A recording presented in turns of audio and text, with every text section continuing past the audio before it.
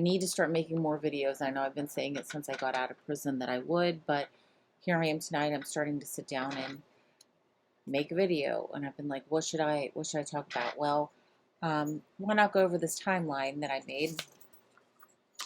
So when I was in prison, there was a typewriter in the law library, and so I documented just some of the crazy things that I saw happen over the course of the year. And then partway through the year, I typed up a timeline, and then once in a while I'd add to it because I did a lot of journaling. So I'm going to read from my timeline for the year. Also, cute picture from visiting when my family used to come visit me. I found this in my stuff. So girl picture. This is my oldest daughter, my youngest daughter. Well, not my oldest daughter. One of my older daughters, my youngest daughter, and one of my grandchildren that was born while I was in prison. Also, fun. If you heard jingling while I'm making this video, it's because of Betsy Ross. Say hi, Betsy. Hello. Hello, social media people. Pay attention to my owner's awesome timeline skills. Okay, so she'll be down at our feet. Okay. So,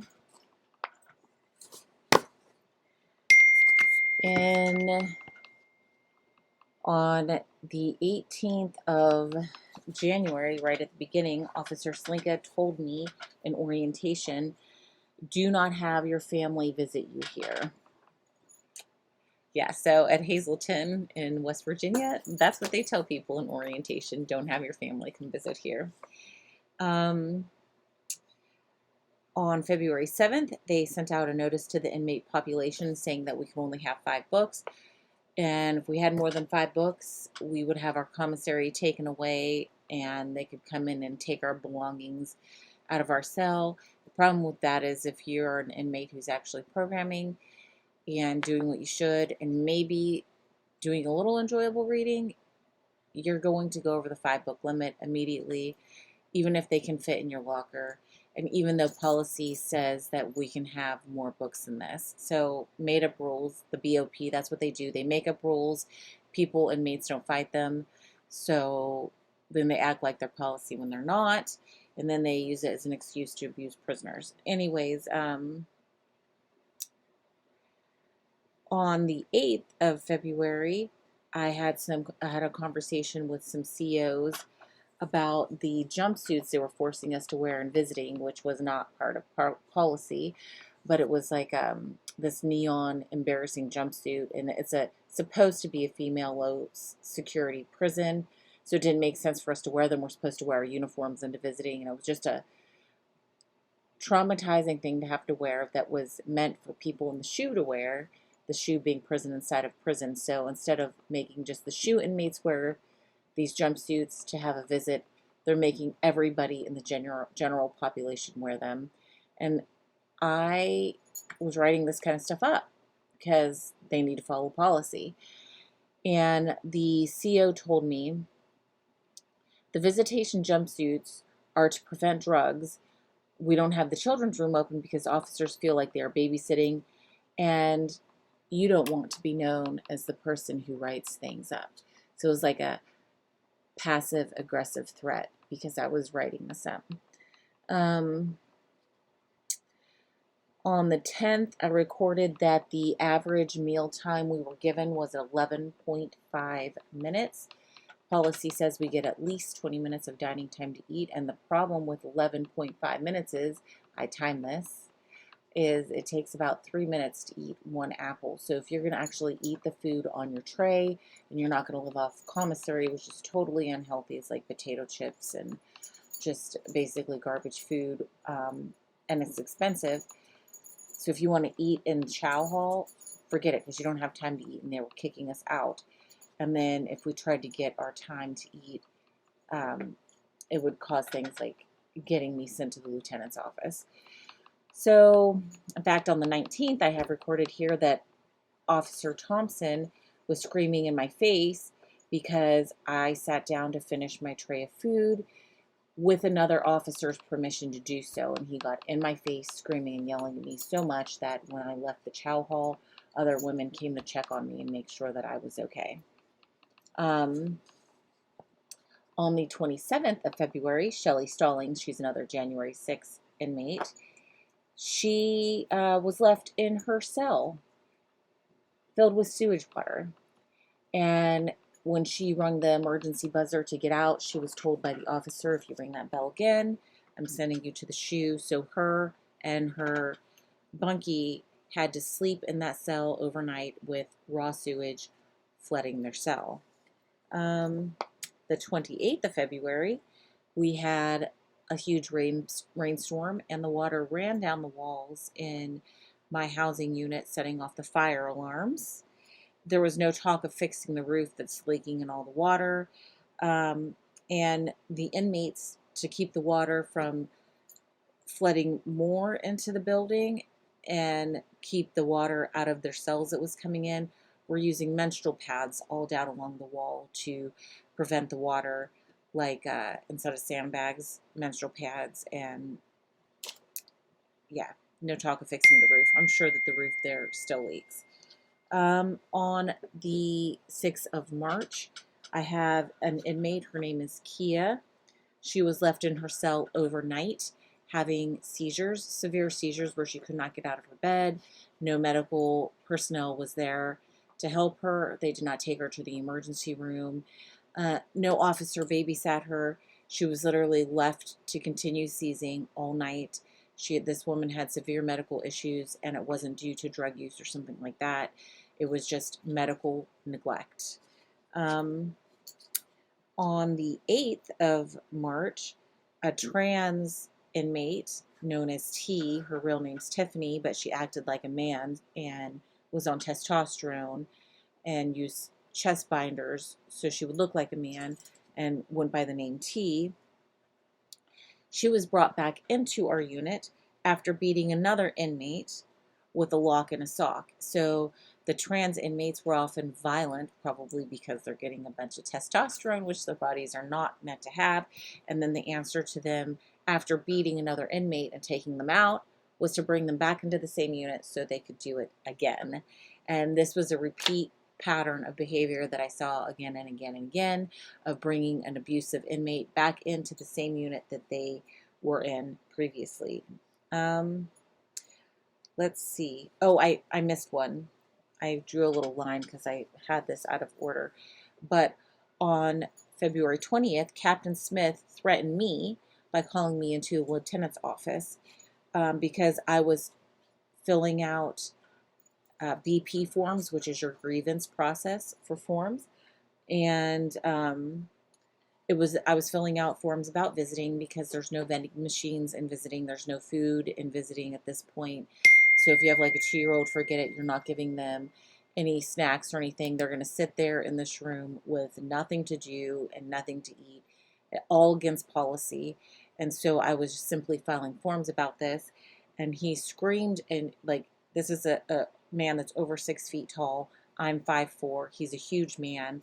Choose, just an intimidating individual screaming at me, if you care so much about food, how about I take away visitation completely? It's in my power to do so. So this is what happens when you're in the prison filing forms. They don't want you to file forms, and so they scream and yell at you and intimidate you and bully you. So what can you do? I personally didn't care, so I kept filing forms, but any other woman would have stopped filing forms because of this in that prison. And that's why a lot of them don't file forms, is because they're scared. On the 11th of March, Captain Smith and I had a conversation in religious services. So I see him in the religious service building. I stop him to talk to him. And so when I had a visit, they weren't giving me lunch. So I couldn't buy any food in the visiting room because there was no food to be bought. There was no food in the visiting room. And then if I missed the chow hall meal of lunch, they would not save me a lunch. They would not bring me a lunch. So I literally was not being fed when I had a visit. And so I wanted to talk to him about that. And I told him, you are going to have to feed us. And he said, we'll see about that. So that was his response that day. Not, yes, of course we'll feed you because you're an inmate and we're supposed to give you 3 meals a day. No, we'll see about that. That's his response. On the 12th of March, another inmate, her name, she went by D, she was a Canadian, she pulled me into the bathroom in recreation so I could feel a massive lump growing inside of her abdomen that they refused to treat. She believed it was cancer. She was passing out from this thing growing inside of her. I have a ton of notes written up about her dilemma and how she was not being treated and she was being neglected in the system. But anyways, that was on the 12th. It felt like a half of a grapefruit inside of her abdomen that I could feel with my hands. On the 18th, Riley Williams and I met with the chaplain in religious services to discuss things that the men were doing in the Wicca services, because some of the women could not go anymore. And while I'm not Wiccan, these women still have a right to their religious beliefs and celebrations because this is America.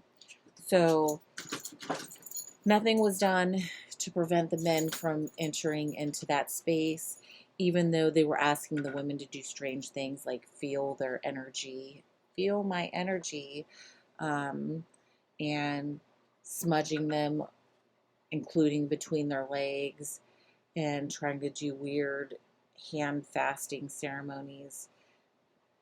Totally bizarre. The women needed protection. They wanted protection. They asked for protection, and the BOP would not give them protection from these biological men.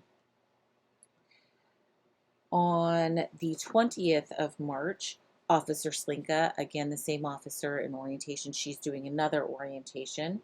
And there was another J6 woman that had come in. Her name was Cynthia Price or Bollinger. And this J6 woman was told by Officer Slinka, you have to cell with whoever we put you with, whether they be black, white, trans, male, whatever they are. If we cell you with them, you have to cell with them. In the men's facilities, people would die for this. In the women's facilities, there are women that suffer abuse because they're forced to house with people that they're just stuck with, including biological men. On April 21st, I was threatened by Andre Michael Brown, who is a biological male, violent biological male, a tall black man with dreads. My sin, and the reason he felt the need to threaten me was because he was preying on women, young women, and one that was, she looked only to be 19 or 20 to me. She looked incredibly young, and he was touching her and rubbing her, and I said, do not let him prey on you. He's preying on you. And he threatened me because of that, and he'd been known to threaten other women in his unit. I have more to say about that, but I'm going to move on with this timeline. On the 19th of April, the prison started rejecting my emails when I was journaling my days and sending them out in messages. So clearly they didn't want me telling people what was actually going on inside of that prison. On the 23rd of April, I was called into the lieutenant's office by SIS, which is the investigation service, to speak about the biological male situation. And even though I gave them plenty of information about them, SIS and the prison did nothing to control the biological males in there. On the 25th of April, a woman named Jessica, another inmate, she almost died from K2 in there. The unit went on lockdown. Our whole unit was locked down because of her. And the drugs are rampant in Hazleton. And I have to ask myself, how are they rampant? Why can they not stop the drug situation in a razor-wired facility that is so strict? On the 26th of April, SIS, the investigation services again, called all the male inmates into the hallways, there's hallways that connect the units. So there's 2 hallways and there's 4 units. So J1 and J2 has 1 hallway connecting them. K1 and K2 have a hallway connecting those units. SIS called the men, the biological males, into those hallways and told them that there were inmates reporting them to SIS, and then gave them one of the J6 women's name, and at least Andre Michael Brown came out of that hallway actively looking for Riley Williams because he didn't know who she was and he wanted to know since she was giving information to SIS. So it was not anonymous, it was given out. Her information was given out. On April 27th, my bunkie at the time, who was in for murder, became very violent with me. On the 29th of April, I had another meeting with officers about the biological men at the SFF Hazleton. And while the officers did not agree with the biological men being in the SFF Hazleton, they said they could not do anything about it because they feared being hit with hate crimes. So officers that do actually want to do something can't. On the 30th of April, my cell was leaking. Drip, drip, drip. I have to put a trash can under it because it's raining and the roof's leaked there. And my cell, I lived in a leaky cell for months. So that was on April 30th. On May 3rd, I got the privilege of being used to teach 2 new female officers how to strip search a female inmate. So 3 officers standing around me while I took off my clothes and went through the strip search. And the crazy thing is I've read policy and they didn't even teach the women to do it correctly. They strip searched the women like they're men. It's 2 different procedures, and they didn't even come remotely close to doing it correctly. On the 5th of May, the air conditioning was broken. The heat became unbearable. At the Hazleton prison in West Virginia, they lock us in our cells. They treat us like we're a high security prison, even though it's supposed to be a low. And so they lock us in there every single night. And it was so hot that a lot of us had to sleep on the cement floors. We had to strip down to as little clothes or no clothes as possible, even though we had male officers that do rounds to check on us at night. Because it was so hot, it was unbearably hot, and that situation lasted for many, many days. On the 15th of April, there was a fight in my unit, which the officers sprayed heavily with pepper spray. There was no ventilation, even though they're supposed to ventilate a unit after that happens. And we were locked in our cells, which we shouldn't be, but they lock us in our cells with no ventilation. Women were throwing up, the asthmatics couldn't breathe, and we were left in that unit for 3 days suffering without the ventilation ever turned on, even though I asked the officers to turn on ventilation because I knew that they had a system to do it, and it was never turned on.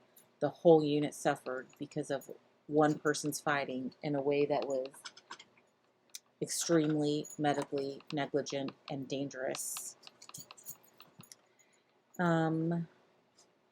Also, because of these sprayings, I developed a cough, and even after I left prison, I had a cough for weeks and weeks and weeks that I could not get rid of because of being sprayed like this. So on the 18th of May, my murderer bunkie attacked my new cellmate because I got a new cellmate because the murderer was so violent.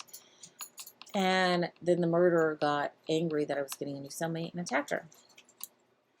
On the 21st of May, I gave a packet to SIA while they were there investigating. And by a packet, it means I typed up a letter begging for help, had multiple inmates sign it, included copies of grievance forms to prove what I was saying so they could look it up and see what was happening, but I did not receive any response. Nobody ever came to our aid. On the 26th of May, J2 had clogged drains up to the second tier.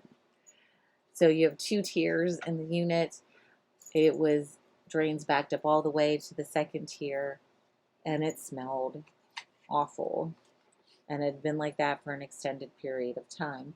On the 28th of May, I did a FOIA request, and the BOP told me that they classified the SF of Hazleton as a women's medium security prison, which makes no sense because according to policy, there is no such thing as a women's medium facility. There are minimums, which are camps, lows, which Hazleton was supposed to be, and one high, which is in, oh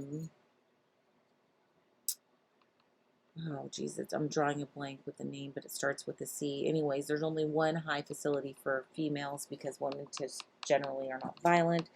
So the BOP cannot even properly figure out what the security is for the SFF Hazleton in West Virginia. Okay, on the 31st of May, Raymond Shadburn, a biological male, he was visibly clenching his fists in anger while walking the rec track. On June 9th, Cheyenne Bratcher, who's a Dublin woman. Now, the Dublin prison is out of California. It was closed because their facility was so terrible. They had the rape club. You can look that up online if you're curious. But some of those women ended up at Hazleton, including this Cheyenne. And when she arrived at our facility, she was told by the administration there, do not associate with the J6 women, and she was threatened with the shoe. Officer Hall on that day also had a conversation with me about the short staffing, which the Hazleton facility is extremely short-staffed, and I guess it's a BOP-wide problem. But she was worried that an officer may get killed or seriously injured before anybody will care enough to fix the situation with the short staffing. She says that the officers have to work so many hours that it's dangerous, and she also refuses to strip out the biological men. Stripping out meaning give them a strip search because they're told that they have to, but they shouldn't technically have to. So she actually was one of the women that would stand up for herself and refuse to do that. On the 13th of June, Officer Slinka went into Shelley Stallings' cell, ripped apart a frame that we made her for her birthday, and confiscated a picture of the J6 women. She was obviously politically targeting us, and even though we filed multiple grievances about this issue, nobody would help us, and Officer Slinka continued to target us. On the 21st of June, I finally, for the first time, stopped getting an extra strip search when I had a visit. The visual searches they were giving me were improper, and they included being strip searched by a lesbian woman officer with a flashlight looking up into my vagina, with me bending over in a way that I'm not supposed to be bending over, and they were giving me 2 each time I had a visit, one going into visitation and one coming out of visitation, where it was supposed to be, maybe you might get a random one once in a while going into visitation, but after you have the visit, which is where it makes sense, coming back into the prison, into general population, you're supposed to get a strip search. For me, every single week for those first 6 months, I got an extra strip search like that. Also, it's noted here that sometimes when strip searches are done, you're told as an inmate things like, cough again, I need to see it all, show me the pink. On June 24th, the compound had inmates sign fraudulent documents saying that we had new or usable mattresses, even though the mattresses were often like so thin that it felt like you were sleeping on a metal bed frame. Sometimes the stuffing was completely removed. The mattress situation was terrible. Even if you had a medical condition, there was no help for you. And instead of just admitting that and giving us new mattresses, they tried to get us all to sign documents saying that our mattresses were usable. Again, the women are they're not capable of standing up for themselves. They don't care about paperwork. A lot of them are in they're just high anyways, or they don't want to be targeted by officers and be harassed, so they just sign documents when they should not. And also, an officer told me that day that Hazleton was understaffed by 90 officers. I'm not going to say that officer's name because he didn't have to give me that information, and yet he did. On the 27th of June, Shelley Stallings was taken out for cancer treatment, the whole time being told by the officer that he can shoot her. So imagine you're going out for a cancer treatment finally because they're not treating your cancer. You're cuffed at your wrists, baby black boxed, your ankles, your feet are cuffed. You're attached to a thing around your waist that's chained, and the whole time you're at a hospital, the officer's reminding you that he can shoot you. It's unbelievable. Okay, on the 28th, one of my visitors became ill because there was no food, vending machine, snacks, or anything to drink, and so she had to leave my visit early because she could not handle it, simply because there was no food.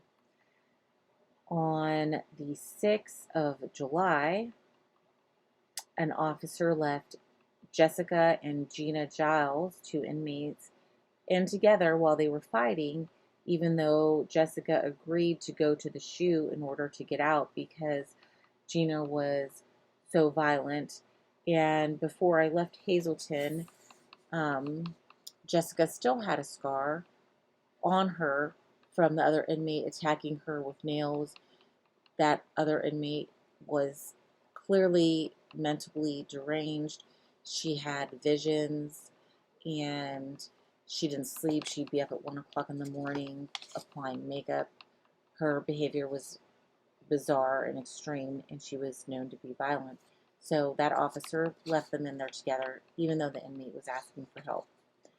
On the 7th of July, my counselor denied me my video visit with my family. On the 8th of the same month, Officer Hall came in to retaliate against another inmate, Angel Ramsey, who made her angry. And she did this by not just destroying Angel's cell, but multiple cells, and said thank Angel to the other women whose cells she destroyed. This included throwing out medical devices, such as braces and TENS units.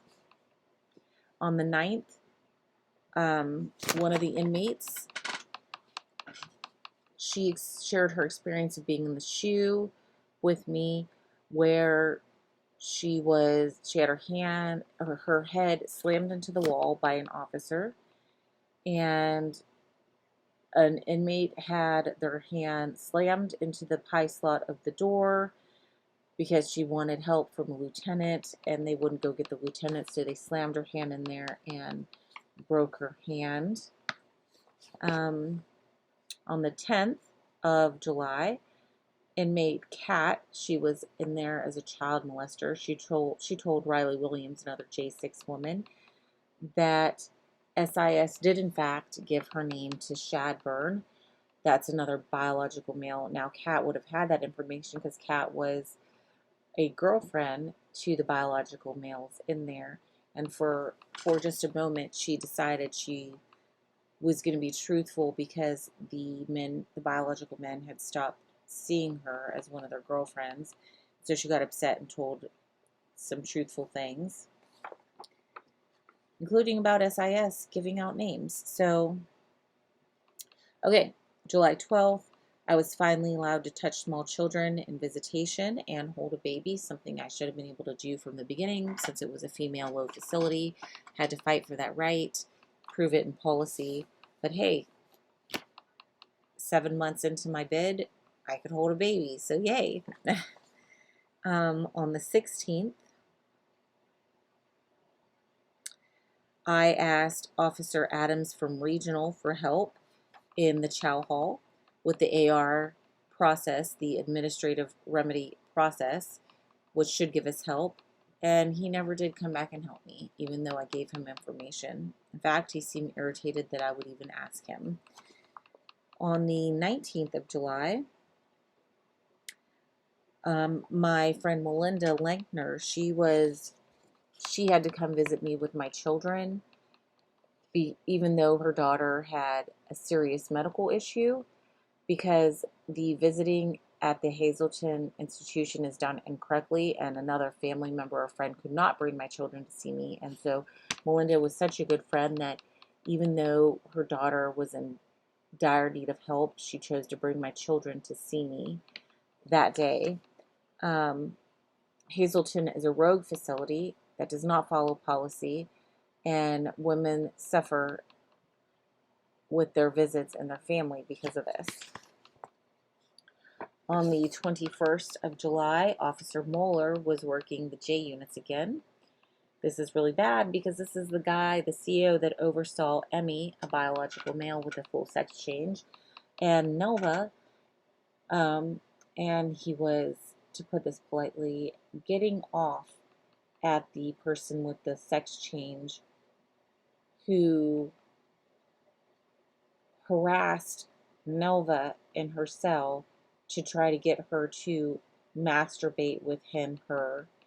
And this is the officer that was in on that, and he was removed for a while, but here, that incident had happened in December of the previous year, and by July, that officer was brought back to the Hazleton institution, and unfortunately, this was a common behavior that I saw. If an officer did something that was terrible, they would remove the officer, send them someplace else for a while, and then after a few months, bring them back in. And so here we had a sexually deviated CO who should not be working, and we have an inmate that was being abused by a biological male because of this officer, and yet nobody did anything. On the 22nd of July, I witnessed inmates being busted doing drugs in the recreation bathroom, and nothing happened to them. There were no repercussions. On the 25th of July, the officer from commissary came to my cell to yell at me for sending an electronic cop-out, which is like, it might as well be just a form, but they call it a cop-out. So I sent a form electronically to administration asking for the officers in commissary to stop overcharging inmates or giving us extra unasked for items. And his answer to that was to come scream and yell at me in the unit. On the 26th of July, Officer V passively threatened me about my visitation complaints, saying that she could make it hard for my visitors that were coming to see me if I wanted to write things up about visitation. On the 27th of July, Officer Hall went into the K2 unit, and she destroyed multiple cells, just like she did in my unit earlier with inmate Angel Ramsey. She did that in another unit. Again, all over one inmate, making her mad. On August 2nd, my bunkie passed out from doing drugs in my cell during count. So we're locked in a cell. The officers walk by. They're supposed to count every single inmate, send the number back to the lieutenant's office. And my bunkie is laying on the floor, completely passed out, and the officers don't even stop. On On the 4th of August, I was followed into the restroom by a biological male in the law library because he was trying to, I believe he was trying to intimidate me because I was actively trying to get the biological men out of our female facility.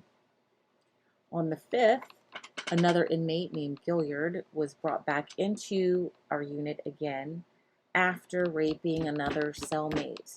So, inmate Gilliard was a trans person. It was a woman pretending to be a man, and she was on testosterone, and she would make dildos out of things like menstrual pads and rubber gloves.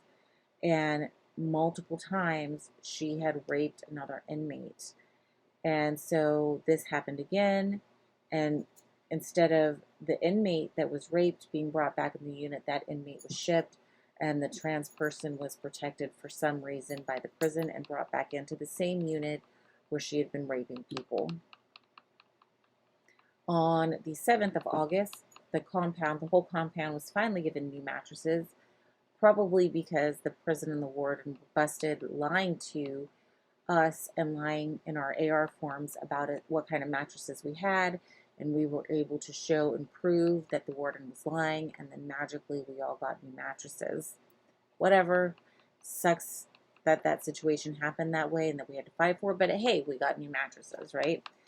Okay, on the 9th, I was in the video visit room and the ceiling tiles were falling from the ceiling onto the floor beside me, literally right beside me.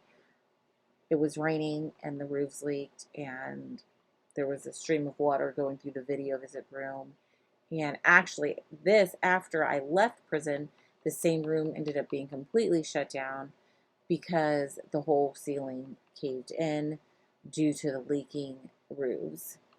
As far as I know, it's still not fixed. So then on September 20th, I have a few weeks missing here, but Shadburn, a biological male inmate, was taking over the music room and making it so female inmates felt uncomfortable, and the female inmates were not using the um, the music room anymore, including myself. Well, I used it in the morning when there was a female inmate working the room, but the rest of the day, the male inmate just kind of took it over, and the only ones really in there were chomos and the severely insane women. And it was also insulting because there was lots of women that wanted a job in prison and couldn't get one, but yet a biological male walks into the prison and he gets given a job in the room, or now women cannot use it because he's in there. By the way, that man was in for buying and selling a 9-year-old girl in a sex trafficking sex ring. So what is that, a reward now? He's in for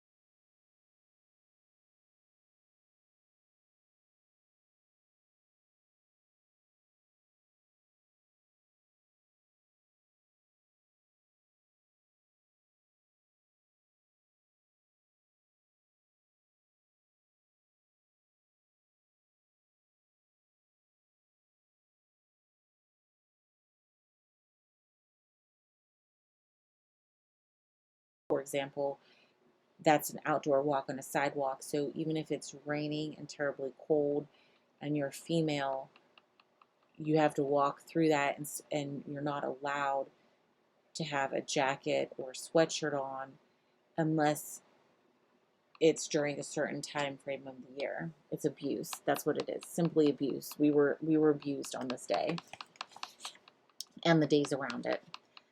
On the 2nd of October, I gave Brewer a form showing the AR dysfunction, which is administrative remedy or grievance process. And he promised to look into it and to give it back, but he never did. On the 3rd, Dick Durbin's office, who's a senator, he came through and visited. And, well, he didn't, but his office did. When he came through to visit, another officer that worked there, he got up, he pretended to teach a class like he's supposed to in the in the law library. There's lots of classes, and there are some classes that are supposed to be taught by an officer. He never teaches them. He never taught them. He has an inmate do it, even though they're not supposed to. But on this day, he got up and he pretended just while the office of Durbin was walking through. As soon as they left, he sat down. We were also told we were not allowed to speak to anybody walking through from Durbin's office, even though we really wanted to. We had some severe issues that we wanted to speak to them about, and we were not allowed, because what they do in prisons, at least our prison, is they make things look good. They make things sound good. They look good on paper. The officers temporarily do their jobs, and so officials show up and it looks good, but it's not. And if they would take the time to speak to the inmates, they would see like there are severe issues that need to be dealt with. On the 4th of October, Nella, who's another inmate, she finally got her prescription for a steroid. This is an inmate that has MS, and she had had a flare-up that was untreated for not just a couple days, but for weeks. And when she was finally taken out on a hospital trip, they had to resuscitate her because she was so in such bad shape by the time they took her out, even though she had been begging for medical help. So they literally had to bring her back to life to resuscitate her. And then when they brought her back to prison, she was just a simple steroid. That's all she needed, was a simple steroid. And yet, again, she went days, or maybe it was even a week without the steroid, or more than a week, I can't remember. But on the 4th, she finally got that steroid.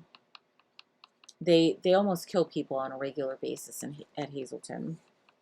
On the 5th of October, there was a CO I spoke to, an officer that would not get the biological men out of the music room, and his reasoning for it, he told me to my face, is they're higher than us and protected. On the 6th of October, we were only allowed 2 blankets. A 3rd blanket was considered contraband. And so we were sleeping in hoodies and multiple layers of clothes because it was so cold.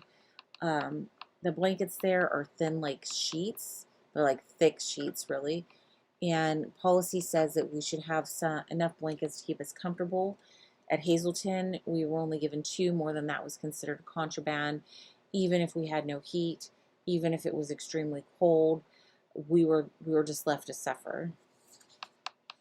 On the 9th, they came through the unit and they confiscated any extra blankets that inmates had. On the 16th of October, we had been without napkins and chow hall for weeks and weeks. We were bringing toilet paper to the table to use. In fact, we made jokes like, hey, if you ever want to go home and show your kid what it's like to eat in prison, just throw a roll of toilet paper on the table and say, have at it. Okay, on the 22nd of October, the inmate I call Mr. Clean, he was a short, bald male. He had been approved for hair transplants. He was a bald male, now getting hair transplants at taxpayers' expense, even though women who had thinning hair were not given medical prescriptions to help them with their thinning hair.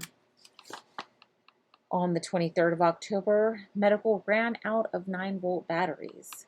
What's the big deal for that because of this? Well, huge issues.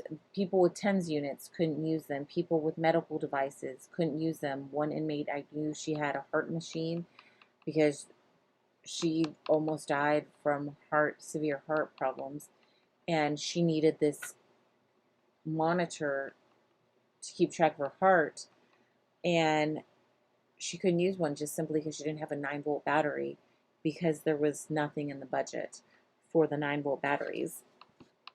And of course, they didn't sell them on commissary. On the 27th, we had no functioning copier available for inmate usage for a quarter of a year. We pay for the copies that came out of that machine, and the problem with this is, for a quarter of a year, anybody that had a legal issue that needed to make copies couldn't. It really interfered with our AR process, our administrative remedy process. They were preventing us from changing things properly through the course we're supposed to, simply because we couldn't make copies, and they refused to make copies for us. On the 30th, we had been locked in for days, not even allowed out for showers or video visits or phone calls or computer usage. Nancy was my bunkie. She was in her 70s. She was my bunkie at the time. She was 76 years old. She was not treated for her diabetes. She was suffering from kidney stones. Medical wasn't helping her. They weren't coming around to help her. She was literally suffering in the cell, and I watched this all happen. There were some other inmates at the same time that were left in their cell without a functioning toilet for multiple days during this time. They were refused help, even when they were complaining for help. They were refused it. So, yeah, that's Hazleton for you.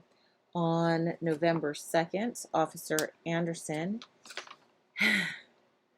he barricaded himself in the office in recreation, so we couldn't get to him if we needed any help, and he went to sleep. And then it came time for a move, so you can only leave recreation to go back to your units during certain times, because everything's closed and locked. They're just like locked in buildings all the time. And since we couldn't get to him and he was asleep, we had to bang on the window for like 5 minutes till he finally woke up and then moved us. That's how lazy he was.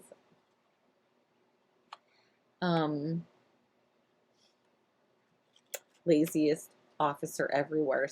Somebody give that officer that certificate, because he needs it. Officer Anderson, kudos to you for being the laziest officer I ever saw. Okay, November 4th, Officer Slinka refused to enter a work order for a toilet that would not function in somebody's cells that they were locked in somebody's cell that they were locked in with. The women could not have a bowel movement in their cell. And this is Officer Slinka. She continually interfered with the AR process, refusing to give out forms that we asked for, refusing to enter forms that needed to be entered, refusing to put in work orders. I don't know what this officer's problem was, but she should not be working with humans anywhere. She should just not be. She has no people skills. She's abusive. She's neglectful.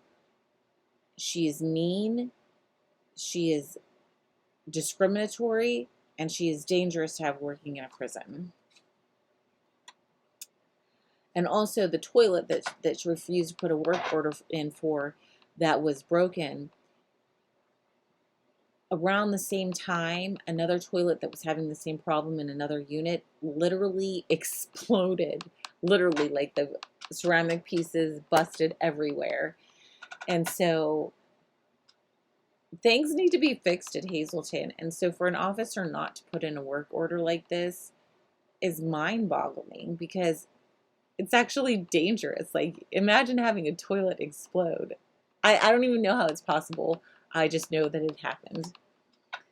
On the 8th of November, they took me to the SHU for nothing. They did let me out the same day, which is like a miracle, but only because I went on a hunger strike and I refused to cuff up, and I knew my rights, and I knew I was going to be filing all kinds of forms. And so the officers, whether they did the right thing in helping me get out of there, or they just didn't want to deal with me and made phone calls to get me out. Either way, I was out the same day. But they never did give me paperwork for being in the SHU. And then later on, Lieutenant Coakley said to me the day that I was allegedly in the shoe, so they tried to cover that up. I think the big offense there, what they were trying to do is keep me from talking to the media. Didn't work, but they tried. And the shoe there was totally grimy, filthy, disgusting, hairballs everywhere. Who knows what substances on the toilet. The women back there, instead of being kept for a few days for an investigation, some of them were in there for weeks, months, even more than a year, just confined in one room with one book per week, not given commissary that they're supposed to have, not being given visits or mail or photographs. So there are some things that are personal belongings you're supposed to get even in the shoe. The women aren't getting it at Hazleton. Sometimes they're not even fed properly in there. They're definitely not getting let out for recreation. They're definitely just being abused, and nobody is there helping them. They'll do things in the shoe like make the temperature, it's already cold there in winter, but then they'll turn on the fans and remove their jackets and not let them layer up clothing, and so the women are left isolated, extremely cold. It's an abusive situation, and somebody needs to look into that shoe situation at Hazleton. Okay. So on the 9th of November, an officer explained that we were treated like a men's medium or high because we were on a mountaintop surrounded by men's facilities, including a men's medium high facility that was dangerous. Like the men in there, they fought and they were locked down all the time, but the officers were trained to work there at that facility, and so we as women were treated that like the men, even though we weren't men, and we were supposed to be low. That was from the officer's mouth.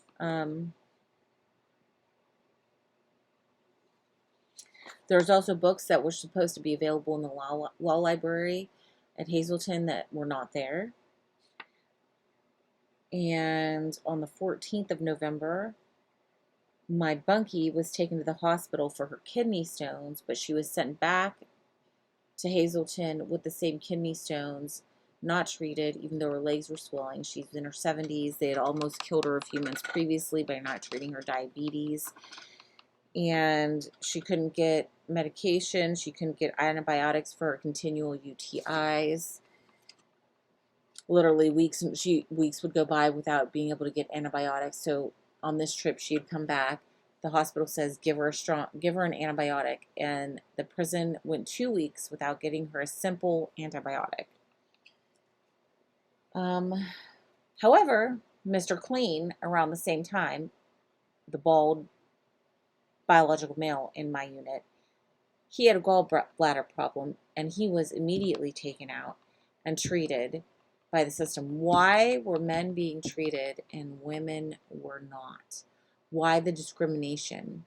Why is a female facility suddenly a co-ed facility where the women are mistreated and abused and the men are not?